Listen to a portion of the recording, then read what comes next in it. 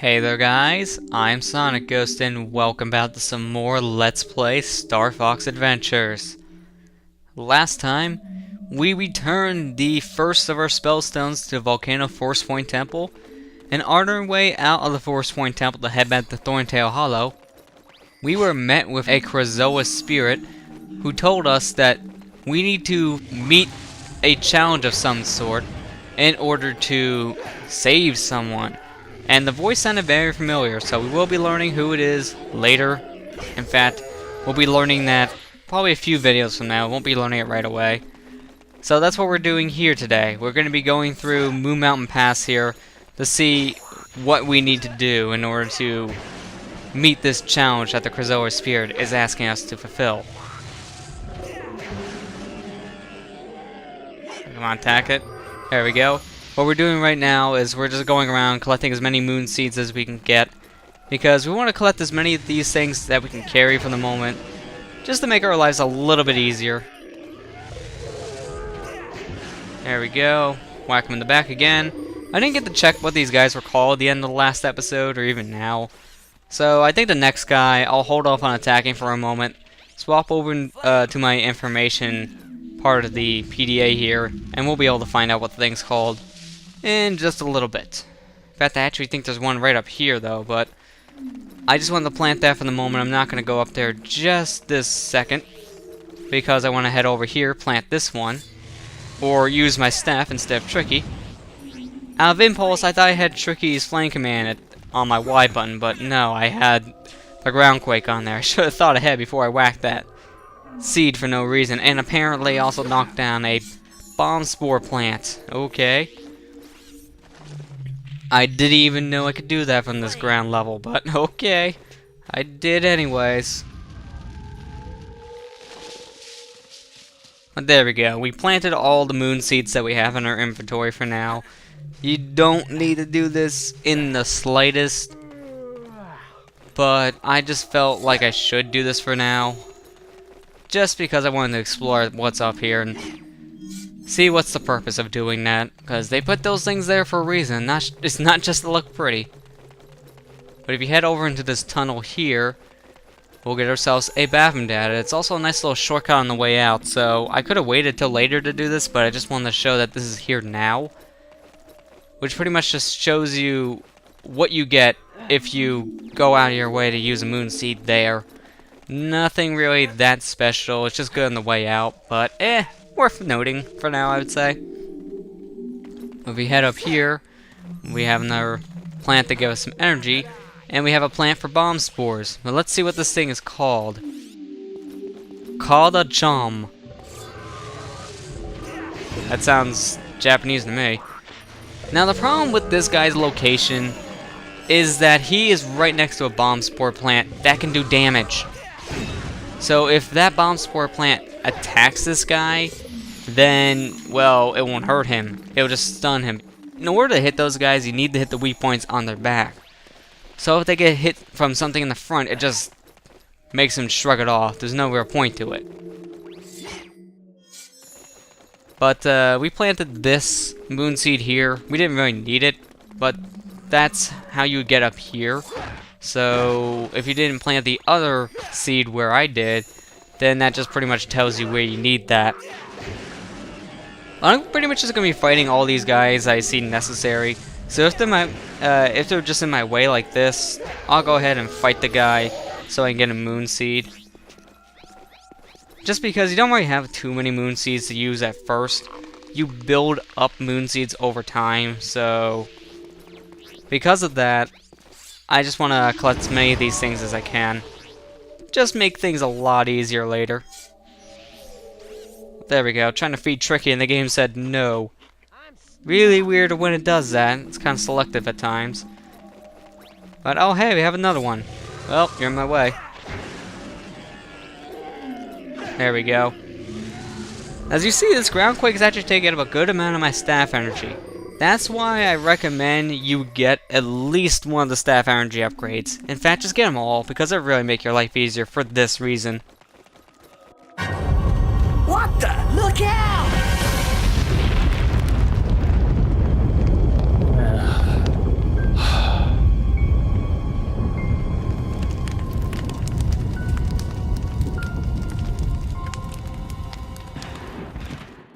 Well, that meteor couldn't have picked a better time to fall. But this guy here, this is a fire crawler. If you attack these guys after a while, then they'll just do this. They'll crawl up into a ball, you can't really do anything to attack them. So for these guys, I recommend you just freeze them like this and take them out with one shot. It'll make your life so much easier. If you don't have enough energy to do that, I wouldn't recommend fighting them. I would just run away from the moment. Unless it is required for you to fight them, which usually it isn't unless the game is requiring you to beat all the baddies in an area, which I don't think any of the baddies... well, let me actually reword that. Any of the gates that you need to destroy all the bad guys in, I don't think those guys are in that category. But this right here, this is a meteor. This is a part of that big meteor that fell, and it's explosive. Also, it's very bouncy, apparently. I didn't know that actually bounced back into existence. That's weird. But you need to take these pieces of meteor. There'll be, I think there's 3 here, if I'm not mistaken. And you need to bring them over here to just place them in the ground. Now, you saw that one fit nice and smug. I'll show you next time what happens if you don't place that in the right hole. It's trial and error, but the pattern is the exact same with each game, with each new game you play. So it never changes. It's always the same. So what I'm doing here, if you're playing along, you can do the exact same thing. You have no problem. I'm gonna use Tricky's Flying Command there, and of course one of these things are here. Seriously hate those guys so much. But we got some health and another fuel cell. And we have another meteor in here, so that's really helpful. So this is what happens if you put it in the wrong thing. It just kind of floats there, no real cutscene plays, and you can pick it back up. But if you put it down the right hole, this cutscene will play, and you can't pick it back up. It's there forever. So that's how you know if you're doing it right. Now we want to look around here in the ground, because right here we have another one of the meteors, and it's on fire, which you would think it would be because it fell from the sky. Fell right from space, hurtling down at fast speeds. It's ridiculous. But we tried all the other ones. We only have one more solution, which is this. And there you go. Now, this doesn't destroy the thing or anything. It just props it up ever so slightly so we can walk underneath it. If you stand here and look closely, it's going through Fox's head. Yeah, that makes no sense at all now, doesn't it?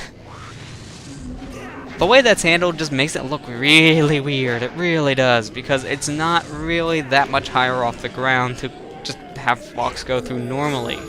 If you roll, it doesn't look that bad, but if you're just standing there, it kind of looks like Fox is wearing that thing as a hat. It doesn't look right in the slightest. We want to go ahead and use Tricky's Flame Command here. Give ourselves a vine to climb up. And we should be nearing the end of the Moon Mountain Pass here. Oh, and that's fantastic. My timer didn't really start, so I don't really know how long I'm going for. I just have to look over the recording window and hope it's accurate when I'm checking. Because sometimes if I pause the game or if I have to cut something out, I don't really know how much time has passed between that cut or just... Did you see that? That thing went straight through the wall. Apparently those things are not just annoying, but they're also ghost. Okay. I learned something new today. But as I was saying before that happened, when I'm recording, if I'm cutting something out or I need to take a quick pause break for something, I don't really know how much time has passed between then and when I'm actually recording, so that sometimes doesn't really help me that well in editing. Hopefully, though, I won't really have to run into that issue. I don't think there's anything I have to cut out. It's more or less if there's just something I have to take care of real quick. And Tricky. Flame Command. Flame. Tricky. Flame Command. Wow. You're really unresponsive, Tricky. I'm gonna go up here, and come back down, and hope that you're here. Flame. Are you kidding me? Is he stuck down there? I don't see Tricky. It's really weird how this works, because sometimes Tricky won't respond to your commands. Flame. He'll just stay where he is. I don't understand why he does that. I might actually have to wait until I come out of here, so I'm just gonna head in here for the quick moment, grab some scarabs, even though I really should have waited because I don't need that right now. There he is. Flame. Seriously, Tricky, you're so picky. You really are. It's really random when that happens, too. And, as you saw, it's really annoying when that happens. Since, well, you don't know when Tricky's gonna appear, so it's just more of a waiting game than anything else. But up here, we have another cheat token that we can get. So let's go ahead, offer some scarabs, which is why I've been going on my way to collect some scarabs here and there. And there we go, we got our third cheat token.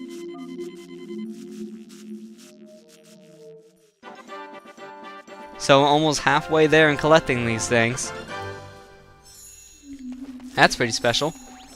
We also have a fuel cell and a bathroom dad in here if you really wanted that. That's nice, I guess. Although I don't really need either or. And there was also 5 scarabs there too, which helped you even more, so if you didn't have enough scarabs, if you were shy by 5, they were generous enough to give you 5 scarabs, which was very nice, if I do say so myself. But remember in the beginning of the game, where we played as Crystal in the Krazoa Shrines? Well, here we are. We're in another Krazoa Shrine, so we haven't done this ever since the very beginning of the game. So now this element is coming back in. That Krazoa Spirit was asking us to fulfill these challenges that Crystal started, so we need to collect the rest of the Krazoa Spirits now as Fox. So the roles are kind of just reversed over to Fox at this point. Also, one thing to note, if you're swimming in water and if you're next to one of those cycles of water, it will hurt you, so don't go into the swirly vortex of water. It's not going to be pleasant.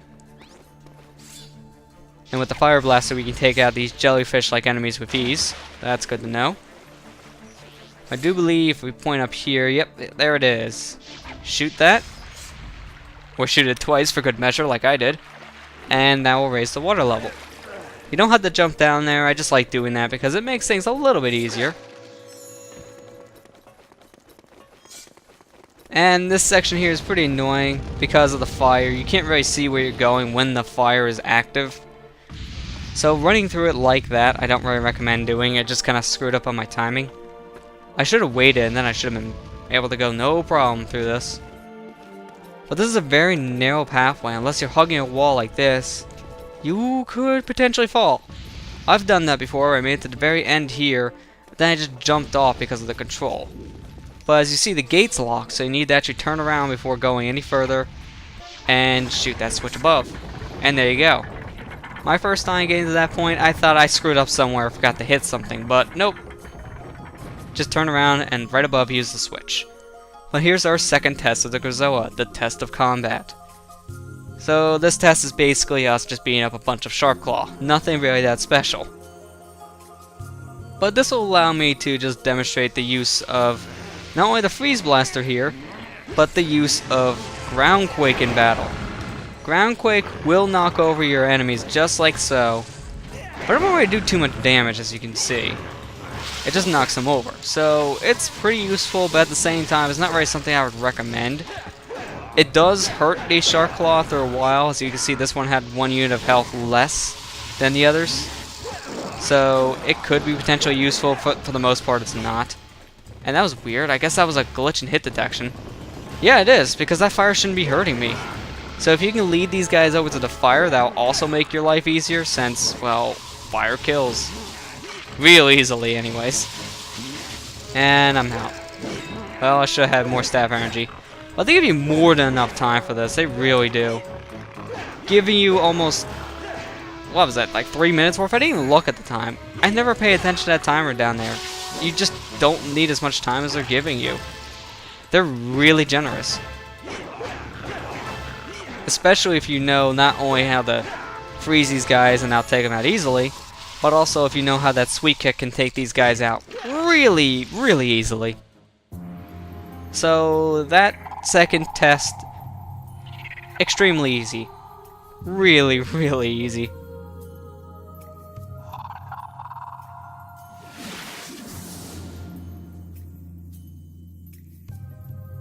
But now with that out of the way, we collected our second Krazoa Spirit. And our first one with Fox too. So, That's special on its own rights. But now with the second Krazoa Spirit intact, we're done here in the Moon Mountain Pass. We can now head back to Thorntail Hollow, because we have nothing else we need to do here. And of course, while we're in there doing all the hard work, Tricky is just rolling around on his back, just playing outside. Yeah, that makes sense. Let me do all the hard work and you can just sit around and play. There's a reason why I had to pretty much donate a whole entire hour just to playing with this guy for footage. It's ridiculous.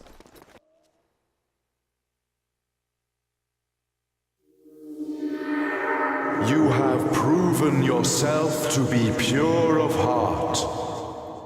Bring the spirit to Krazoa Palace. I will guide you further when you get there. Come to Krazoa Palace. So our next task that we have to complete here is to go to Krazoa Palace and return the Krazoa Spirit. Because that's essentially what he wants you to do. We already know this because we've done this once already with Crystal in the very beginning of the game. So we're familiar with how this works. And also while you're here, I recommend that you do grab yourself these two, oh, I didn't mean to use ground quick again. Well, that was pointless. But I do recommend you grab yourself your two moon seeds right here because, well, easy moon seeds for you right here. And also before that health disappears, you want to go ahead and grab it. Actually, let's go ahead and take this real quick. I'm gonna throw this at you. And that pretty much just showed their shields.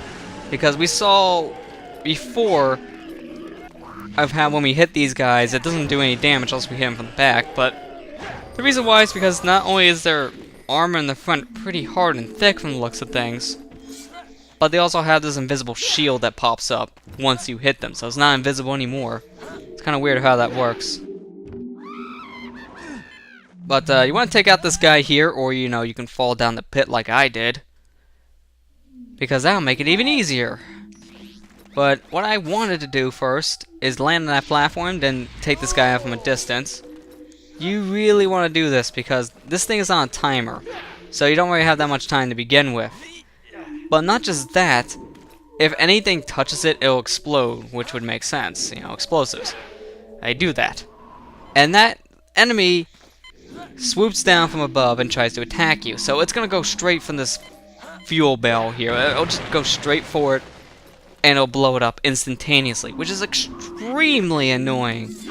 It really is. I don't like that section of the game just because of stupid crap like that.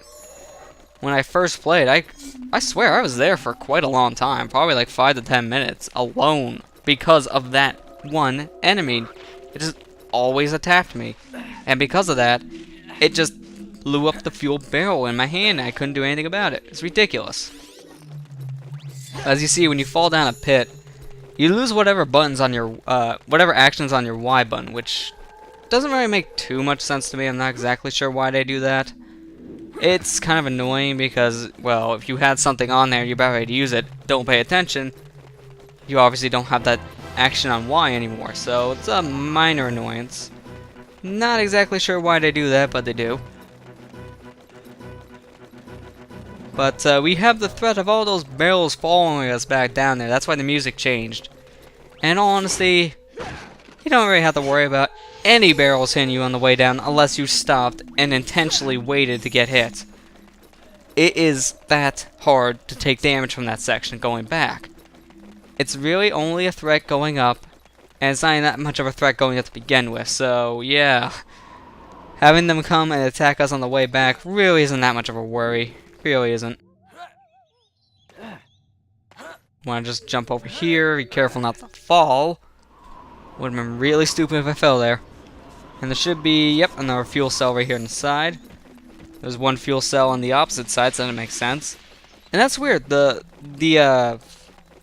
area there where you return to Thorntail Hollow has one of those poison mushrooms.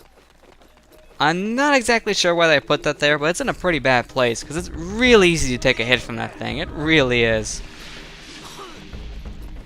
But, now that we have ourselves... Fox, can you please climb? I was looking over the timer to see how much time I had. I knew he would climb, but, you know, Fox wanted to disobey my orders, or in this case, my inputs. But now that we have ourselves our first Krazoa Spirit with Fox, meaning this is our second one in total, I think I'm gonna go ahead and end the episode here, guys. So, next time on Let's Play Star Fox Adventures, we're gonna go ahead, talk to the Warp Stone, and take this Krazoa Spirit back to the Krazoa Shrine. I'll see you guys next time.